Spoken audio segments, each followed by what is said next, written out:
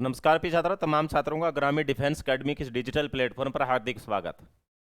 रोज की भांति आज अपना ये डेली शो टेस्ट सीरीज चल रही है, उसका 12वां एपिसोड आज अपने लेके आएंगे और आपको बहुत अच्छी जानकारी बताऊंगा। इस एपिसोड के अंतर्गत आपको मैं लजीज पढ़ा रहा हूँ, मज़े ले रहे हो आप लोग पढ़ने में, ऐसा मुझे फील हो रहा है, क्योंकि आपका प्यार और सानिध्य मुझे इस बात का एहसास करवा रहा है कि आप में पढ़ने का जो जज्बा है वो काबिल तारीफ है।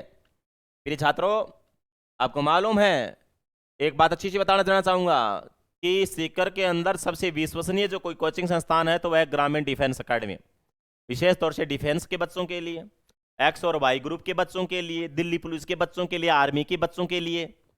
अब आपको मालूम है, मैं आपको बता भी चुका हूं, बार बार मैं बोलता भी रहा हूं कि जो बच्चे एक्स और वाई ग्रुप की तैयारी करना चाह रहे हैं वह तुरंत प्रभाव से ग्रामीण डिफेंस एकेडमी के ऐप पर जाकर के ऐप को डाउनलोड कर लीजिएगा और वहां पर आपको न्यूनतम दर पर अच्छी क्वालिटी का कंटेंट देखने को मिलेगा।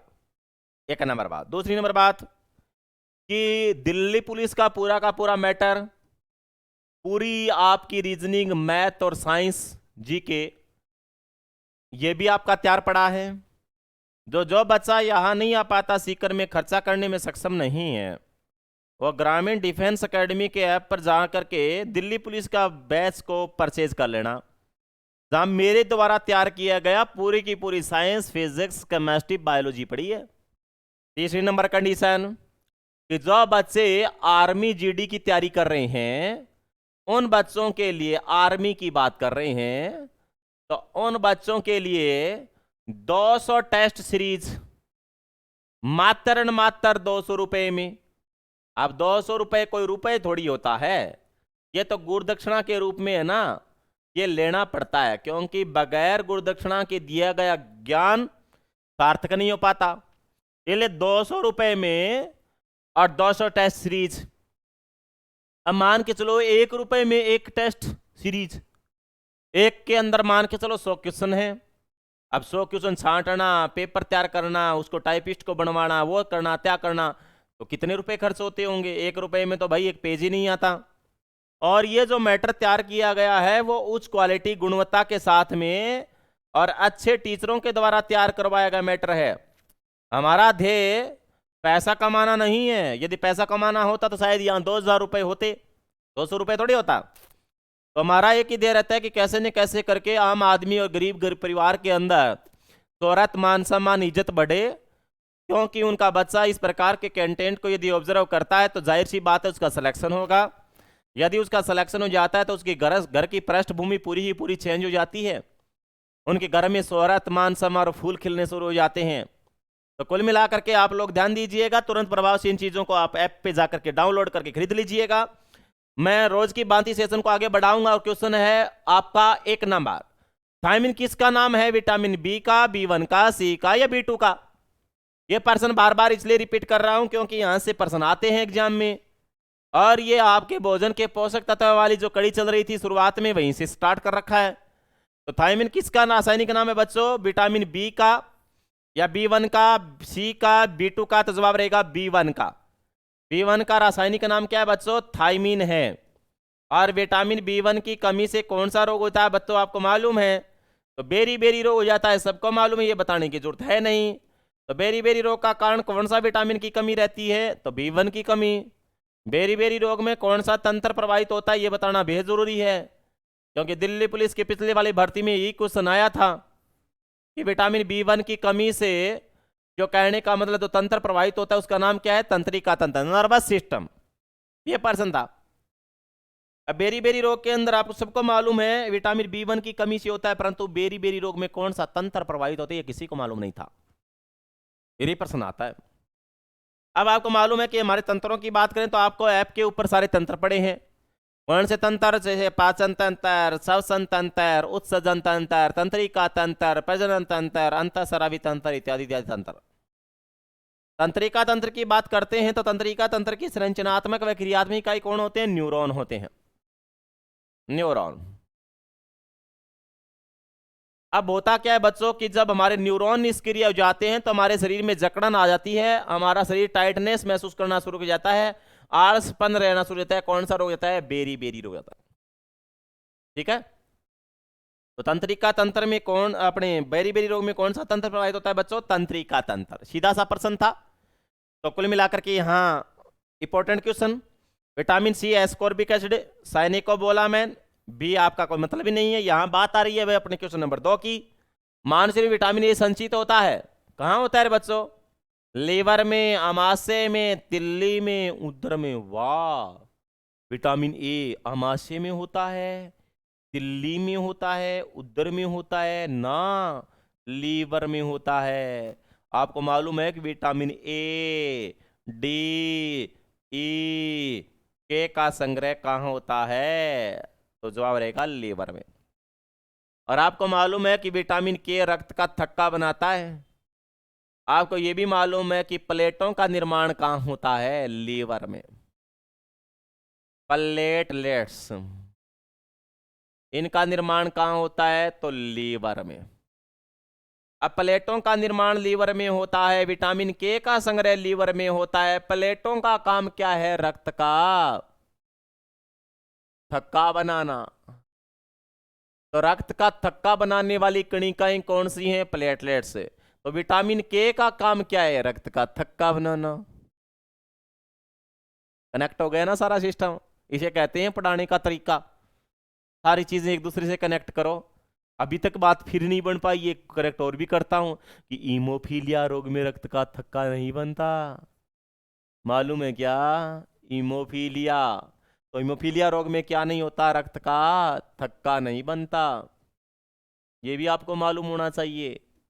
हीमोफीलिया रोग में क्या नहीं होता बच्चों? रक्त का थक्का नहीं बनता। तो विटामिन ए, डी, ई, के, इन सब का संग्रह कहाँ होता है? लीवर में होता है। पर्सन क्या पूछ रहा था कि विटामिन के का संग्रह कहाँ होता है? तो लीवर में होता है। ठीक है, रक्त का थक्का, प्लेटलेट, समझ में आ गया, सारा कुछ समझ में आया। अब विटामिन 3 नंबर, क्वेश्चन नंबर 3, निम्न में से कौन सा जोड़ा गलत है?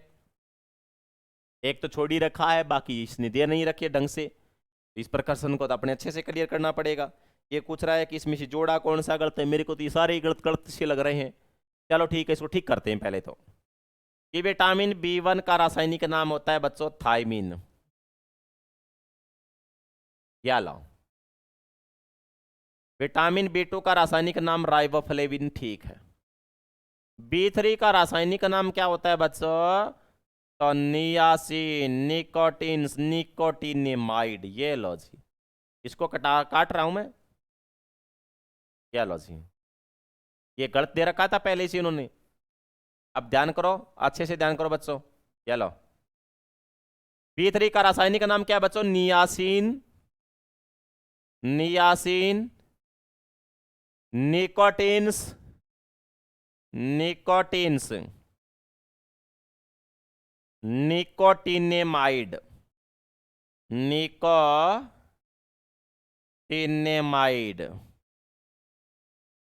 ये लो जी, यानी विटामिन B3 का रासायनिक नाम क्या है? Niacin, निकोटिन्स, nicotinamide. विटामिन B5 का रासायनिक नाम क्या होना चाहिए? पेंटाथेनिक। इसने दे रखा है पैराडॉक्सिस का, तो फिर गलत जवाब कौन सा हो गया इस कंडीशन में? ये हो गया। समझ में आया?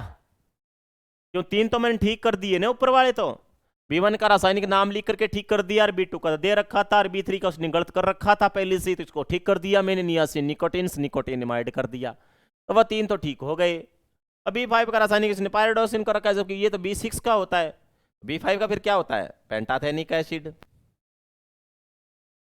Pantothenic acid. तो पेंटाथेनिक एसिड किस विटामिन का रासायनिक नाम है? जवाब रहेगा B5 का। और इसने दे रखा है पायरोडॉक्सिन, तो ये गलत हो गया। इसका मतलब ये इसका आंसर है विटामिन। ये है आपका चौथा क्वेश्चन। त्वचा के द्वारा सूर्य के प्रकाश से किस विटामिन का संश्लेषण किया जाता है? त्वचा के द्वारा सूर्य के प्रकाश से। वाह, सीधा रिप्लाई डी, कोई दिक्कत नहीं आएगा। डी को हार्मोन की संज्ञा दी जाती है, धूप का विटामिन कहते हैं। अब होता कैसे आपको मालूम है कि एक्चुअल में मैंने ये देखो पर्सन थोड़ा टेक्निकल बनाया इसने। मछली के लीवर के तेल में विटामिन डी होता है। रिकेट्स ऑस्टियोमलेशिया रोग हो जाता है कि जब सूर्य का प्रकाश हमारी त्वचा पर पाए जाने वाली तेलीय ग्रंथियों पर गिरता है, तो तेलीय ग्रंथियां विटामिन डी का निर्माण करती हैं, ठीक है ना, ये अच्छे से याद रखना। तेलीय ग्रंथियां विटामिन डी बनाती हैं, न कि विटामिन डी किसे प्राप्त होता है, सूर्य के प्रकाश से। सूर्य के प्रकाश से विटामिन डी नहीं बनता, तो ये किससे बनाती हैं, अपने जब सूर्य का प्रकाश तबत्सा पर गिरता है तो तबत्सा विटामिन डी का निर्माण करती हैं। ये है इसका सही आंसर, ठीक है ना। अब प्रश्न आ जाता है कि विटामिन डी का संबंध है तेलीय ग्रंथियों से, अश्रु ग्रंथि से, पीयूष ग्रंथि से, थायराइड ग्रंथि से। तो जवाब रहेगा तेलीय ग्रंथियों से, क्यों, तेलीय ग्रंथियां इससे सीधा सीधा कनेक्टेड होती हैं, ठीक है ना। इसका सही जवाब आपका क्या रहेगा बच्चों, विटामिन डी रहेगा। क्वेश्चन नंबर 5 पे ले चलता हूं। एंजाइम्स मूलतः क्या होते हैं, वसा होती है कि शर्करा होती है कि प्रोटीन होते हैं कि विटामिन होते हैं। तो एंजाइम मूलतः क्या होते हैं बच्चों, प्रोटीन ही होते हैं। ये बात बता चुका हूं मैं, 3 बार रिपीट कर चुका हूं। क्या होते हैं ये, प्रोटीन ही होती हैं। तमाम एंजाइम्स प्रोटीन होते हैं, सभी प्रोटीन एंजाइम नहीं होते, ऐसा आपको मालूम है। बहुत अच्छा लेवल है ये क्वेश्चन का। ये क्वेश्चन बार बार इसलिए रिपीट कर रहा हूं कि इस प्रकार के क्वेश्चन ही बार बार एग्जाम में पूछे जाते हैं और आप लोग तो इसी प्रकार के क्वेश्चनों को गलत कर देते हो, इसलिए मैं इन प्रकार के क्वेश्चनों को क्लियर करवाना पसंद करता हूं, ठीक है। क्वेश्चन नंबर 6, विटामिन सी को और किस नाम से जानता है, अमीनो एसिड के नाम से, एस्कॉर्बिक एसिड के नाम से, एसिटिक से, एजेलेइक अम्ल से। अभी ये आपको मैंने विटामिन सी का रासायनिक नाम बताया था, तो शायद आप क्लियर कर जाओगे। बता दो आराम से, आपसे ही रिप्लाई मांगना मैं उचित समझूंगा। बताओ बच्चों, प्यार से समझो, बताइएगा। विटामिन सी का रासायनिक नाम है एस्कॉर्बिक एसिड। एक बात और बताता हूं आपको विटामिन सी के संबंध में, कि विटामिन सी मानव मूत्र में पाया जाता है। आहा, मानव मूत्र में कौन सा विटामिन होता है, तो सी होता है। आपको मालूम है विटामिन सी खट्टी चीजों में होता है। मानव मूत्र कैसा होता है बच्चों, खट्टो खट्टो है, चाखे देखिए, चरको चरको नमकीन नमकीन लागा वो। और मूत्र की पीएच कितनी होती है मालूम है आप लोगों को, 6.5 के लमसम होती है। ये लो, ठीक है ना, अम्ल स्वाद में खट्टे होते हैं, ठीक है। ध्यान, एक और भी बता, चलो विटामिन सी के बारे में नाम आ गया तो एक और भी बताता हूं, क्योंकि बाबा दिमक में भी विटामिन सी ही होता है, दिमक। आ लो, अच्छी जानकारी आ गई ना। अब ऐसे ही आते हैं प्रश्न। अब रोज रोज क्या है कि भाई हर बार एक बार में सारी जानकारी आपको मिल नहीं पाती, इसलिए आपको टेस्ट सीरीज ज्वाइन करनी पड़ती है। अब ये पिछले वाला देखो, एस्कॉर्बिक एसिड थे, विटामिन सी का नाम पिछली बार भी आ गया था, पिछले वाले एपिसोड में भी, परंतु मैंने वहां पर आप लोगों को ये बात तो नहीं बताई कि मानव मूत्र में होता है दिमाग, क्योंकि आदमी का दिमाग की बात करें ना, वो अलग अलग लोग उत्पन्न होता है। उस टाइम तो मैंने बता दिया था कि विटामिन सी आंवला में होता है, चेरी में होता है, कैरी में होता है, खट्टी चीजों में होता है, दूध में होता नहीं, ऊँटनी के दूध में होता है, इंसुलिन हार्मोन होता है, हैं। और एक बात और बता दे तो, फिर अब आपने पूछ ही लिया तो फिर बताना जरूरी है कि विटामिन सी घाव भरने में सहायक है। ये बात भी मैंने नहीं बता रखी आपको, अब बताना पड़ेगा, क्योंकि आप मेरे से प्रेम करना शुरू कर गए, इसलिए मेरे को ध्यान में रखना पड़ेगा। तो विटामिन सी घाव बढ़ने में सहायक, दिमक में होता है, पसीने के अंदर भी पाया जाता है, ठीक है, मूत्र में तो होता ही होता है। चलो, प्रोटीन की इकाई है वसीय अम्ल, ग्लिसरॉल, एमिनो अम्ल, ग्लूकोज। वसीय अम्ल और ग्लिसरॉल से तो क्या बनती है बच्चों, वसा बनती है। और बात करिए कि अमीनो अम्लों के बहुलीकरण से क्या बनते हैं, प्रोटीन्स बनते हैं। ये लो, प्रोटीन्स किन से मिलकर बने होते हैं, अमीनो अम्लों के बहुलीकरण से प्रोटीन्स बनते हैं बच्चों, प्रोटीन्स बनते हैं, बहुत अच्छी बात है। प्रोटीनों का निर्माण किससे होता है, अमीनो अम्लों के बहुलीकरण से होता है, ठीक है। अब बात आती है क्वेश्चन नंबर 8, पेलाग्रा। ये क्वेश्चन नहीं आया था और ये आपके एग्जाम में आएगा बच्चों, काफी टाइम से ये क्वेश्चन आया नहीं है आपके सामने, परंतु ये क्वेश्चन आपके एग्जाम में पक्का पूछा जाएगा। फिर ये मत कह देना कि गुरु जी ये प्रश्न तो आसान सा लग रहा है और आप कह रहे हो आएगा, और फिर भी आता है pellagra, thiamine, calciferol, myosin, niacin. अब देखो, मायोसिन तो एक प्रोटीन है बच्चों, एक्टिन व मायोसिन प्रोटीन होती हैं, तो हमारी मांसपेशियों में होती हैं।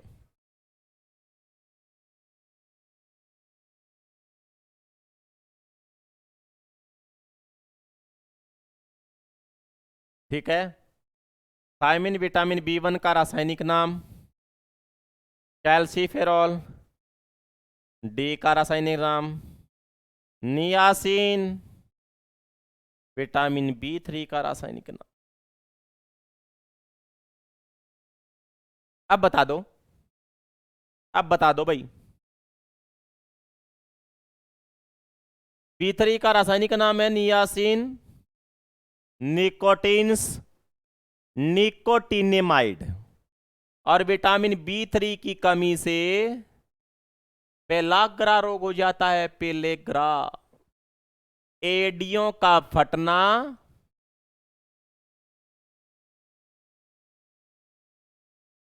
एडियों का फटना।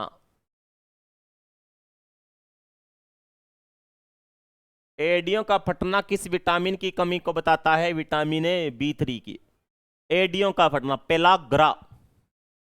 ठीक है, एडियां फटती हैं पेलाग्रा में। अब जिन भी लोगों के आपने देखा होगा, चलो सर्दियों में एडियां फटे वो तो बात सेट होती है, परंतु कई लोगों की तो गर्मियों में एडियां फटी रहती हैं। उनके एर क्या होता है, यानी विटामिन B3 की कमी, पेलाग्रा। ठीक है ना। और ध्यान ये भी रखना है कि पेलेग्रा रोगी का जो मूत्र होता है उसमें ऑक्सिन हार्मोन पाया जाता है। ये बात बहुत महत्वपूर्ण है। पेलेग्रा रोगी के मूत्र में, रोगी के मूत्र में ऑक्सिन हार्मोन पाया जाता है।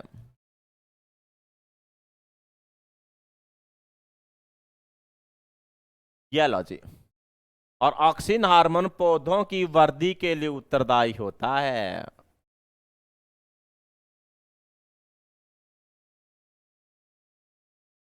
क्योंकि ये वृद्धि प्रेरक हार्मोन है। ये बात आज तक आपको नहीं बताई मैंने, परंतु ये प्रश्न आता है इसलिए बताना भी जरूरी हो गया। नया, हाँ, रेगुलर जुड़े रहोगे तो रोज रेगुलर नई नई चीजें मिलेंगी आपको। किस विटामिन की कमी से जनन क्षमता क्षीण हो जाती है? सी की कमी से ना, इसे से मसूड़ों से खून आएगा। डी कमी ना, एडिया उसमें तो क्या है, रिकेट्स, मोस्टियो मलेशिया के ना, रक्त का थक्का। विटामिन ई की कमी से, आहा, ये है आपका रिप्लाई। ठीक है। अब आप ध्यान करो, विटामिन ई की कमी से लकवा गिर जाता है,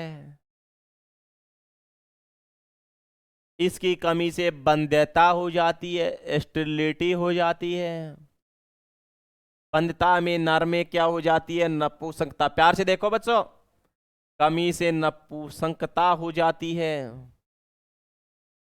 मादा में बांझपन हो जाता है।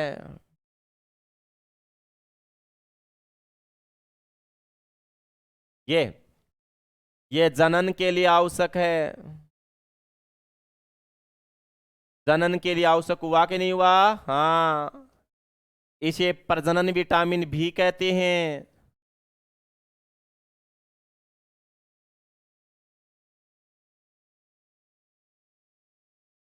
प्रजनन विटामिन, यह युग्मक निर्माण में सहायक है।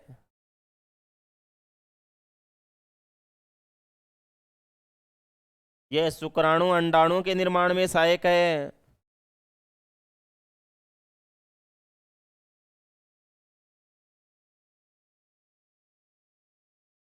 ये तंत्रिका तंत्र पर नियंत्रण रखवाता है।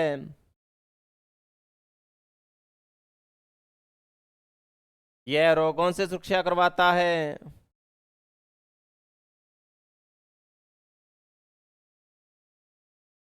इसे सुंदरता का विटामिन भी कहते हैं। ये लो, क्या पोस्टमार्टम किया है क्वेश्चन का? बात आ रही है जनन क्षमता किसकी कमी से हो जाती है? तो विटामिन ई की कमी से। लकवा हो जाएगा, पैरालाइसिस जिसको बोलते हैं आप, अंधता आ जाएगी। इसमें क्या है, नर में तो नपुंसकता आ जाती है और मादा में क्या होता है बच्चों, बांझ हो जाती है, बच्चे पैदा करने में सक्षम नहीं रहते। जनन के लिए आवश्यक हो गया, प्रजनन के लिए विटामिन है। युग्मक निर्माण, युग्मक का मतलब एक्सोबाई, पुराणु के निर्माण में उपयोगी हो गया। तंत्रिका तंत्र को कंट्रोल रखेगा, रोगों से सुरक्षा करेगा, सुंदरता का विटामिन है। अब बात यह है कि विटामिन ई होता किस में है ताकि ये सब परेशानियां नहीं आई। तो आपको मालूम है विटामिन ए सोयाबीन, सोयाबीन, टमाटर,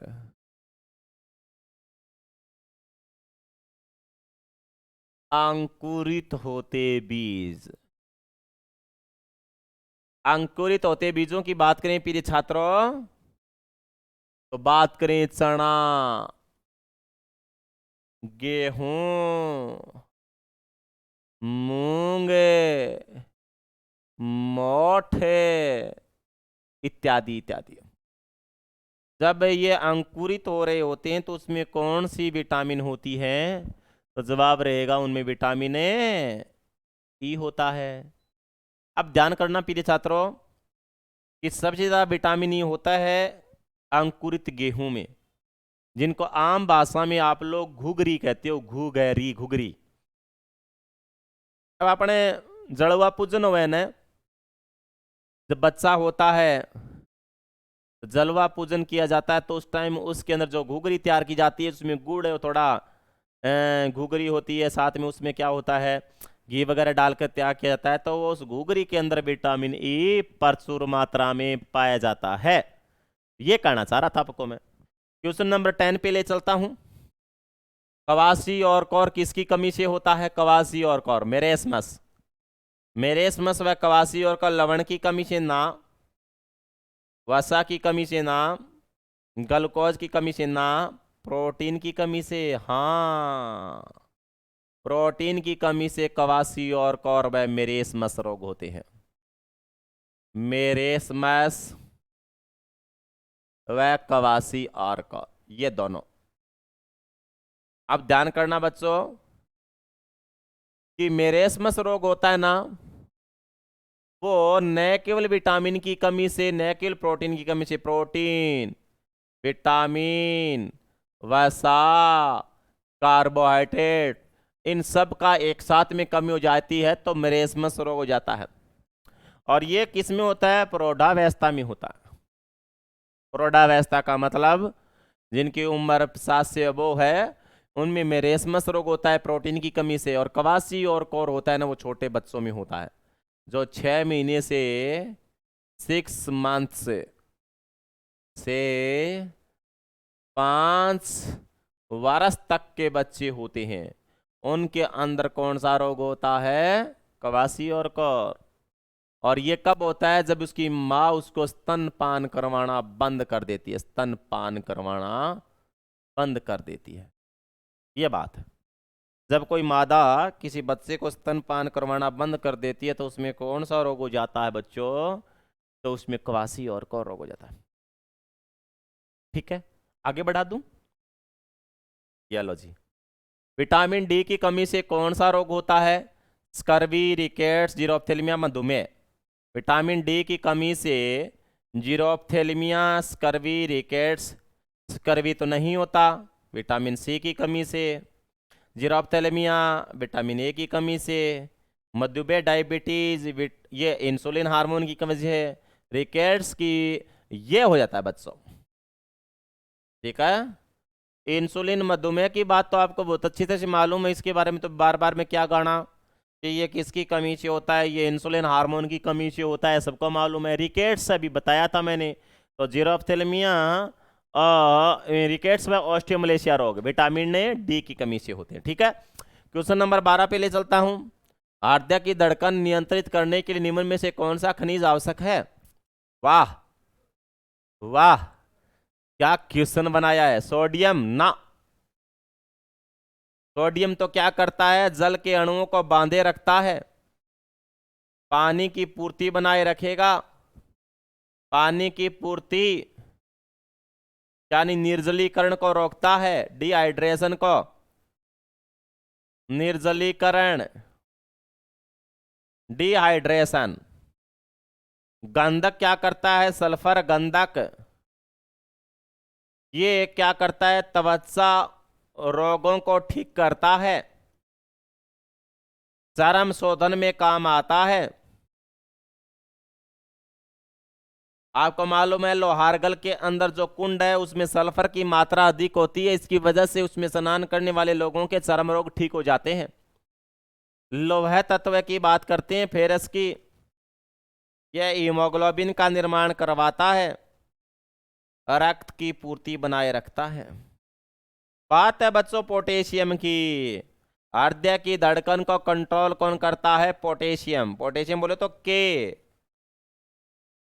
ये क्या करता है बच्चों, विटामिन के है ना, यानी के तत्व है जो पोटेशियम है वो सेव में अधिक पाया जाता है। तो जिन लोगों के, मैं कह रहा हूं कि जिन हृदय रोगी होते हैं उन लोगों को सेव खाना चाहिए, ये कहना चाह रहा हूं मैं। और आपको ये भी मालूम है कि हृदय की धड़कन, पोटेशियम क्या करता है, आवेगों का संचरण भी करवाता है, आवेगों का संचरण करवाता है, अर्थात शरीर के अंदर सूचनाओं का आदान प्रदान करवाता है, मैं ये कहना चाह रहा हूं। तो अच्छा क्वेश्चन था, तो इस प्रकार के क्वेश्चनों को आप गलत कर ही नहीं सकते। कौन सा युग्म सही नहीं है, विटामिन ए रतौंधी, बिल्कुल ठीक बात। विटामिन बी बेरी बेरी, ठीक बात। डी रिकेट्स, ठीक बात। विटामिन के बांझपन ना, विटामिन ई होता है बांझपन के लिए। विटामिन के तो बच्चों रक्त का थक्का बनवाता है, रक्त का थक्का। तो रक्त का थक्का बनाने के लिए कौन सा विटामिन उत्तरदायी होता है, के होता है, ठीक है ना। तो इसमें कौन सा युग्म सही नहीं है, तो सही तो फिर यही नहीं है, और तो सारे सही है ही के। अब है क्वेश्चन नंबर 14, ऑस्टियोपोरोसिस आ गया प्रश्न, वही अस्थि छिद्रता वाली कहानी आ गई यहाँ। हालांकि मैंने ये प्रश्न आपको पहले भी क्लियर करवा रखा है, परंतु अब भी क्लियर करना है। क्या ऑस्टियोपोरोसिस नामक रोग यकृत की कोशिकाएं विनिष्ट हो जाती है ना, इसमें तो लीवर की कोशिकाएं नष्ट हो जाती है, तो वो तो लीवर सिरोसिस रोग हो जाता है, जो शराब के अधिक सेवन वाले व्यक्तियों में होता है, सिरोसिस, जिनमें लीवर की कोशिकाओं से रक्त टपकना शुरू हो जाता है। दांत, अस्थियां और मस्तिष्क कम विकसित रह जाते हैं ऑस्टियोपोरोसिस में। शरीर में अकार्बनिक लवणों की अधिकता हो जाती है, शरीर में पुनर्निवेश नियंत्रण समाप्त हो जाता है। अब बता दो आप बताओ भी बच्चों, फटाफट रिप्लाई करो। अच्छे बच्चे, तमाम बच्चे जो भी जुड़े हैं सबका तहे दिल से शुक्रिया अदा। आपसे एक ही निवेदन करूंगा कि आप लोग लाइक वाला बटन दबाना ना भूलिएगा, और जो बच्चे चैनल में पहली बार आ रहे हैं, ठीक है, वो सब्सक्राइब भी कर देंगे और बेल आइकन भी दबाएंगे। तो कुल मिलाकर के ये क्वेश्चन आपका अच्छा है कि ऑस्टियोपोरोसिस का बात आ गई अस्थियां, तो जवाब आ गया ऑस्टियोपोरोसिस, दांत, अस्थियां, मस्तिष्क कम विकसित रह जाते हैं, बिल्कुल बात है सही है आपकी। चलो, विटामिन बी1 की कमी से कौन सा रोग होता है, प्लेगरा, ये तो अभी आपने बताया था, बी3 की कमी से, रतौंधी, ए की कमी से, रिकेट्स, डी की कमी से, बेरी बेरी, बी1 की कमी से। और ध्यान रखना विटामिन बी1 में सल्फर की मात्रा भाई अधिक पाई जाती है। अभी मैंने सल्फर नाम आ गया था, गंधक, सल्फर, तो किस विटामिन को सल्फर युक्त विटामिन की संज्ञा दी जाती है, तो बी1 को। प्रश्न आता है ये कि किस विटामिन को सल्फर युक्त विटामिन कहा जाता है, तो जवाब क्या रहेगा, बी1, ठीक है। क्वेश्चन नंबर 16 पे ले चलता हूं आपको। जिस व्यक्ति के मसूड़ों से रक्त होता आता है उसे क्या लेना चाहिए, बी12 लेना चाहिए ना, डी लेना चाहिए ना, ए लेना चाहिए ना, विटामिन सी लेना चाहिए, ठीक है ना, विटामिन सी। रक्त मसूड़ों से खून आना, विटामिन सी। खट्टी चीजें लेनी चाहिए, आपको मालूम है आंवला वगैरह, टोजो वगैरह, माउथ फ्रेशर वगैरह, कैरी वगैरह, चेरी वगैरह, संतरा वगैरह, नींबू वगैरह, दही वगैरह, इमली वगैरह, इत्यादि इत्यादि चीजें ले सकता है कौन? विटामिन सी, मसूड़ों से खून आने वाला। और आपको मालूम है कि विटामिन सी सर्वाधिक किसमें होता है? आंवला में होता है। किसमें होता है? आंवला में। बताया था मैंने अभी, मूत्र में भी होता है, परंतु मूत्र लेना नहीं होता, दिमक में भी पाता है, गाँव भरने में सहायक है, दूध में होता नहीं है, ऊंटने के दूध में होता है। बहुत बार रिपीट कर चुका हूं, आपको अब ये सारी बातें कंठस्थ याद हो चुकी होगी, ऐसा मेरा मानना है। ऐसा मेरा मानना है, ये चीजें आपको कंठस्थ याद हो गई होंगी। ठीक है, अब बात आ गई बच्चों 17 पे। जीरोप्थेल्मिया नामक रोग किस विटामिन की कमी से? Vitamin A, B, C, D. Xerophthalmia में आंखें शुष्क हो जाती हैं, आंखें शुष्क, याला जी, आंखें शुष्क हो जाती हैं। और उसके अंदर आंखें शुष्क होने का कारण क्या रहा होगा? कि उसमें विटामिन ए की कमी हो गई होगी। ध्यान ये भी रखना पड़ेगा कि विटामिन ए है ना, वो धनिया की पत्ती में प्रचुर मात्रा में पाया जाता है। धनिया की पत्ती, धनिया की पत्ती में। और प्रचुर मात्रा में कौन सा विटामिन होता है? ए होता है। ध्यान रखना, बी, सी, डी ये तो कोई विशेष है नहीं इस परिपेक्ष में तो देखा जाए तो। जीरोप्थेल्मिया में क्या हो जाती है बच्चों? आंखें शुष्क हो जाती हैं, जिन्हें विटामिन ए की कमी हो जाती है। ठीक है, तो विटामिन ए की कमी से जीरोप्थेल्मिया रोग, आंखें शुष्क। विटामिन B1 की कमी से बेरी सी की कमी से एस्कॉर्बिक यानी स्कर्वी रोग, डी की कमी से रिकेट्स। तो ये रहेगा आपका जवाब। ठीक है, जीरो आंखें शुष्क हो जाती है। ये लो, निम्नलिखित में से किस जोड़े को सही मिलाया गया है? निम्नलिखित में से किस जोड़े को सही मिलाया गया है?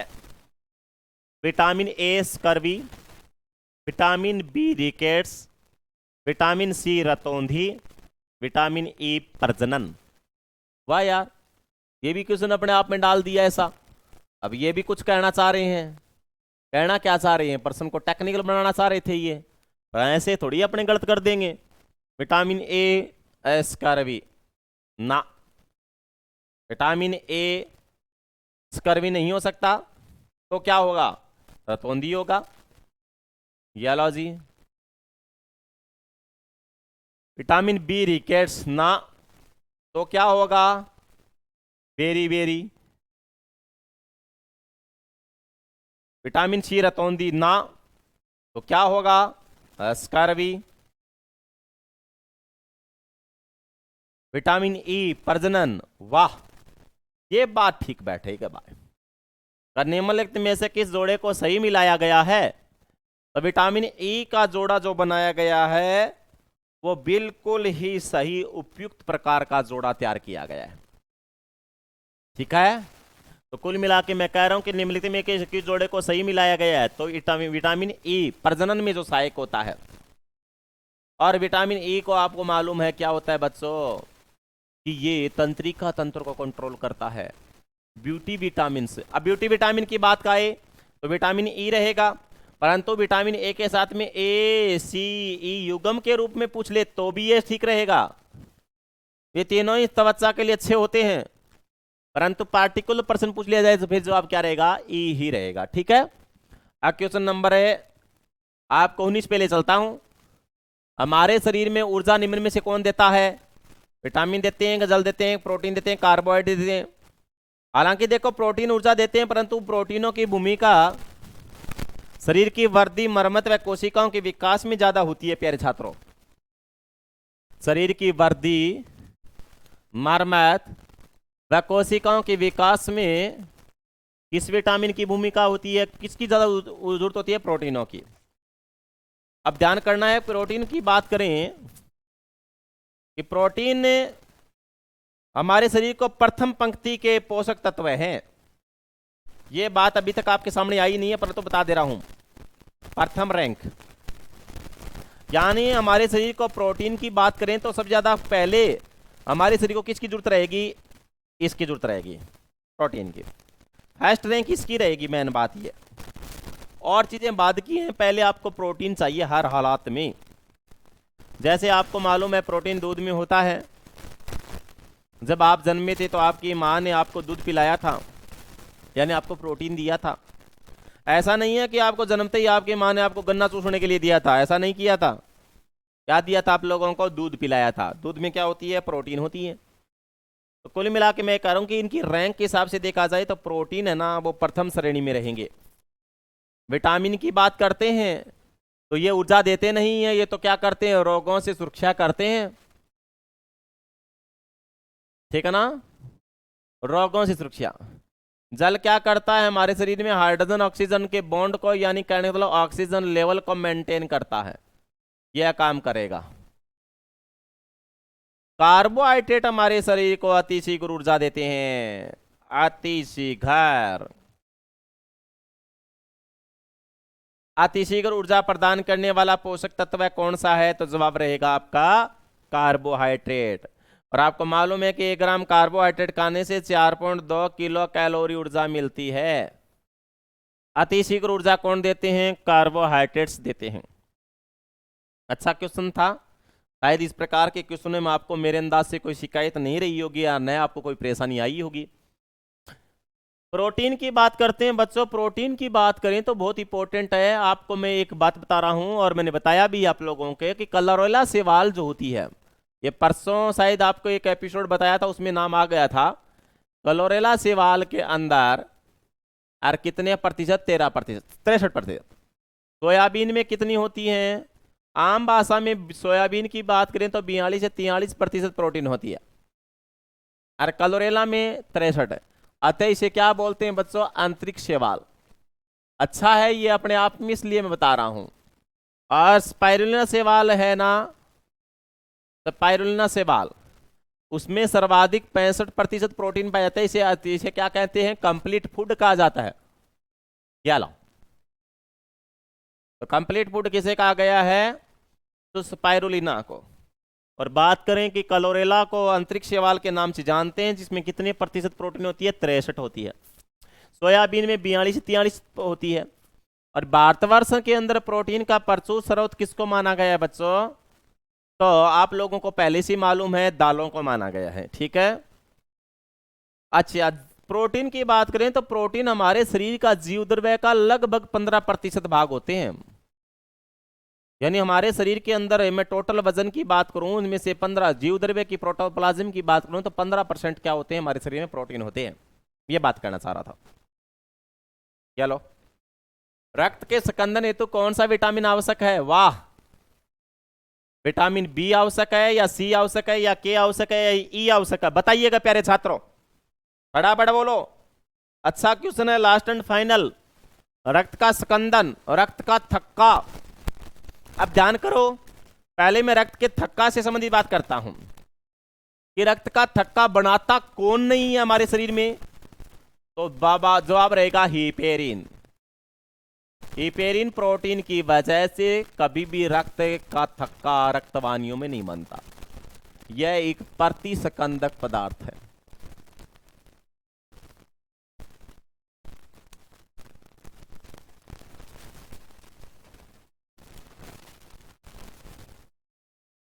अब देखो बच्चों, हमारे खून के अंदर मैंने बताया था कि बहुत सारी प्रोटीन्स होती हैं, albumin, globulin, fibrinogen, fibrin, prothrombin, thrombin, heparin इत्यादि इत्यादि। अब हमारा क्या होता है, देखो सर्दियों के दिनों में बात करें तो शेखावाटी बेल्ट के अंदर, सीकर के अंदर, लक्ष्मणगढ़, फतेहपुर है, वहां के नलों का पानी, मटकों का पानी जम जाता है, क्योंकि सर्दी के दिनों में माइनस टेम्परेचर चला जाता है। और दूसरे दिन हिदायतन क्या आता है, अखबार में न्यूज आती है कि फतेहपुर में -3 डिग्री सेल्सियस तापमान होने की वजह से वहां के नल और मटकों का पानी जम गया। क्या कभी गलती से आपने ये भी सुन रखा है क्या कि फतेहपुर के अंदर लोगों के 20 आदमियों का खून जम गया? सर्दियों में ऐसा कहीं नॉलेज में आया क्या आपको? नहीं आया। तो फिर वो खून जमता क्यों नहीं है? लिक्विड तो वह है। अब होता क्या है देखो बच्चों कि हमारे खून के अंदर एक हिपेरिन पदार्थ होता है। हिपेरिन एक प्रोटीन होती है, इसकी वजह से रक्त कभी भी रक्त वाहिनियों में नहीं जमता। रक्त वाहिनियां कौन सी होती हैं? धमनी और शिराएं। तो धमनी और शिराओं में खून नहीं जमने का कारण किसको माना गया है? हिपेरिन को माना गया है, क्योंकि ये एक एंटीकोगुलेंट है, प्रतिस्कंदक पदार्थ है, एंटीकोगुलेंट। ठीक है, यानी खून नहीं जमता किसकी वजह से? हिपेरिन। और हिपेरिन को कौन बनाती है? हमारे डब्ल्यूबीसी के अंदर बेसोफिल्स, इयोसिनोफिल्स, बेसोफिल्स। आपने इयोसिनोफिल्स का नाम सुन रखा है, न्यूट्रोफिल्स, बेसोफिल्स का नाम सुन रखा है। बेसोफिल्स से कणिकाएं होती हैं, कार्पल्स होती हैं। डब्ल्यूबीसी का एक प्रकार है बेसोफिल्स।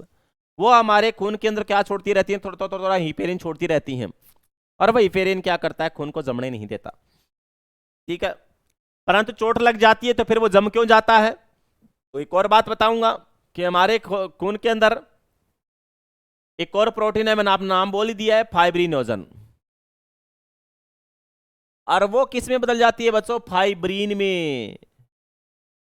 और वो फाइब्रिन में बदलते ही क्या हो जाएगा? रक्त का थक्का बन जाता है।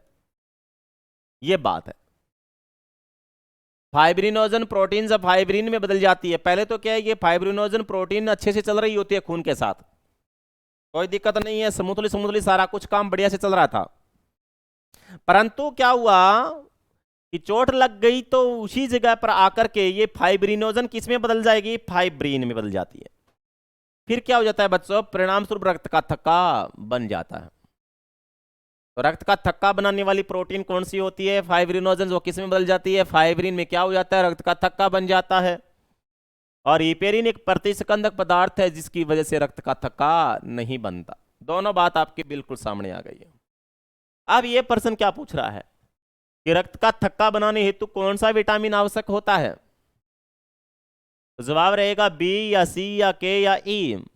तो आपको सीधा सीधा से मालूम है कि विटामिन के क्या करता है? रक्त का थक्का बनाता है। तो रक्त का थक्का बनाने के लिए किस विटामिन की भूमिका है?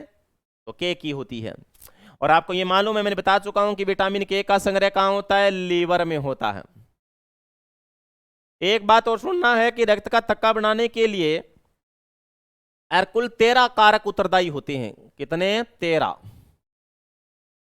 इनमें से एक कारक कौन सा है? विटामिन के भी है। और इन कारकों का निर्माण कहां होता है? लीवर में होता है। रक्त का थक्का बनाने वाले कारकों का निर्माण कहां होता है? लीवर में। ध्यान ये भी रखना पड़ेगा कि यूरिया का निर्माण कहां होता है? लीवर में। पित्त का निर्माण कहां होता है? तो लीवर में। दोनों बात याद रखनी पड़ेगी। परंतु पित्त का संग्रह कहां होता है बच्चों? पित्ताशय में होता है। पित्त का संग्रह कहां होता है? पित्ताशय में। और यूरिया का निर्माण कहां होता है? लीवर में। लीवर के अंदर देखो, आपको यह भी मालूम है कि लीवर बच्चों वसा को छोटे छोटे टुकड़ों में तोड़ने का काम करता है।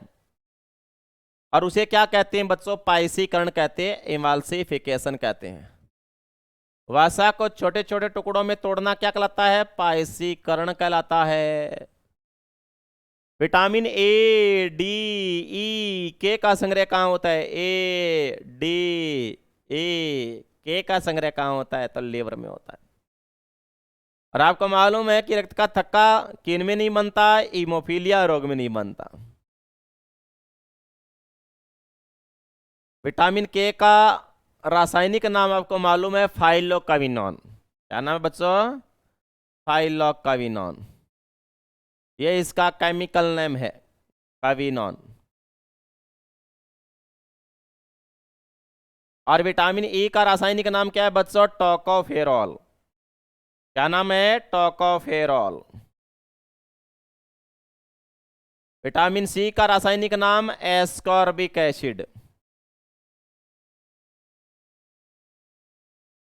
विटामिन बी1 का रासायनिक नाम तो थायमीन।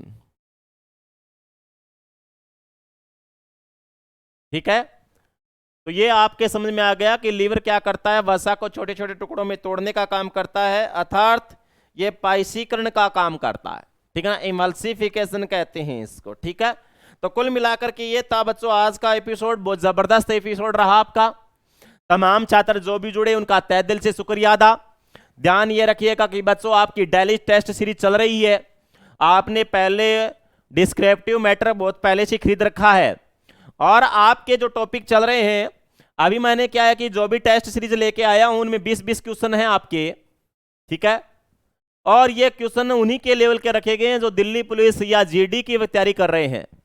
जीडी की कोई बच्चा तैयारी कर रहा है या दिल्ली पुलिस की कोई तैयारी कर रहा है, इवन देन कि वो एसएस अपने आर्मी की तैयारी कर रहा है, उन्हीं का लेवल है। साधारण का साधारण क्वेश्चन डाले हैं मैंने, कोई टफ डिफिकल्ट क्वेश्चन है नहीं। और इस प्रकार के क्वेश्चनों को आप गलत नहीं करोगे, क्यों? क्योंकि आप रेगुलर आते रहे हो, मेरा सेशन लेते रहे हो। आप बेल आइकन को दबाना ना भूलिएगा, सब्सक्राइब करना ही करना है, और साथ में लाइक वाला बटन दबा दीजिएगा। और आपका एक नैतिक दायित्व बनता है कि आप बच्चों ग्रुप में भी सेंड कर दिया करो और साथ में स्टेटस भी मेंटेन कर लिया करो। और जो बच्चे अभी तक के ग्रामीण डिफेंस एकेडमी के चैनल से नहीं जुड़े हैं, ऐप से नहीं जुड़े हैं, वो तुरंत प्रभाव से जुड़ दीजिएगा। और 200 टेस्ट सीरीज आर्मी जीडी के लिए आपके यहाँ ऐप पे पड़ी हैं, मात्र 200 रुपये शुल्क है, कोई ज़्यादा है नहीं। तो आप लोग तुरंत प्रभाव से हमारे ग्रामीण डिफेंस एकेडमी से जुड़ करके अपने सुनहरे अवसर को और बढ़ते हुए अपने उज्जवल भविष्य की ओर बढ़ो, ताकि आपकी जिंदगी मान सम्मान शोहरत बढ़े। क्योंकि इस संस्थान का एक वर्चस्व रहा है कि जो इसके गेट पे आ गया ग्रामीण डिफेंस एकेडमी के दर पे जिसने अपना ओहिदा रख दिया या पैर रख दिया, तो वो जरूर कामयाब होके गया है। ऐसा सीकर का, ऐसा शेखावाटी का बोलना है, हम टीचर स्टाफ का बोलना है। तो तमाम बच्चे जो भी जुड़े सबका तहे दिल से शुक्रिया अदा। एक बार फिर से नए सेशन के साथ में मैं हाजिर होऊंगा, तब तक मुझे आने की इजाजत देनी पड़ेगी। नमस्कार, धन्यवाद।